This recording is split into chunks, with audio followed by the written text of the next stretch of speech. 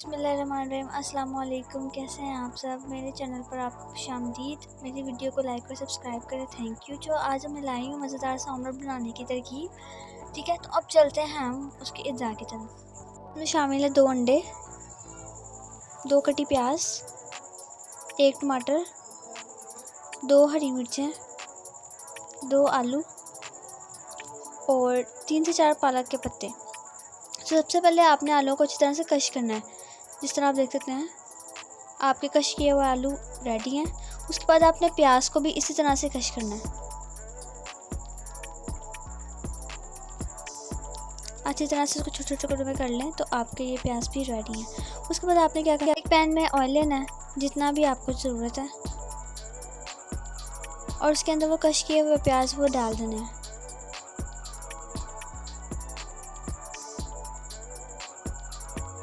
और प्याज़ों को ना अपने फ्राई होने के लिए रख देना है। जिस तरह आप देख सकते हैं अच्छी तरह से चम्मच हिलाना है।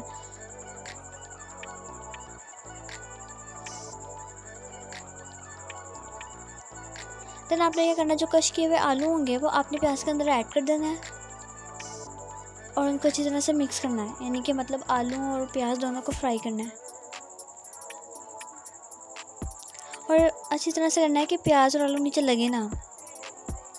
चम्मच फेरते रहना हल्का हल्का। उसके अंदर फिर पालक को अच्छी तरह से धो के वॉश करके फिर पालक इसमें ऐड कर देनी है और फिर भी चम्मच इस तरह से फेरना है कि पालक और आलू या प्याज जो नीचे ना लगे।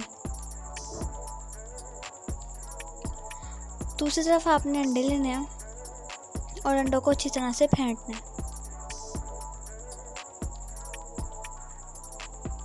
फेंटने के बाद आपने इसमें 1 चम्मच नमक ऐड कर देना है, साथ में मिर्चें जितनी भी आपको ज़रूरत है। उसके बाद हल्दी और उनको अच्छी तरह से मिक्स करना है। मिर्चें और हल्दी वगैरह जितना भी आप चाहें हस्बे ज़रूरत आप डाल सकते हैं। उसके बाद इसमें ज़ीरा डाल दें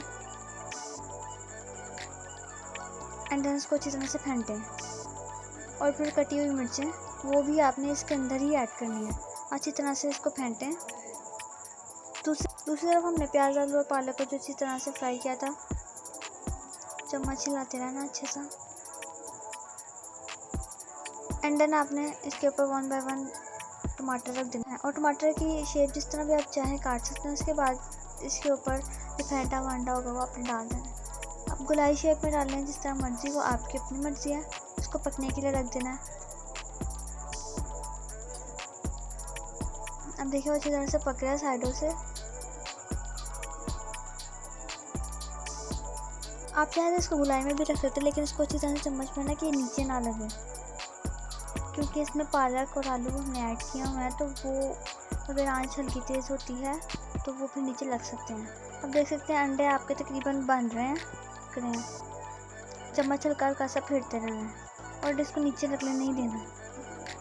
अच्छे से चम्मच फेरने के बाद आपको मज़ेदार सा ऑमलेट रेडी है। इसको नाश्ते में ट्राई करें, जब मर्जी ट्राई करें।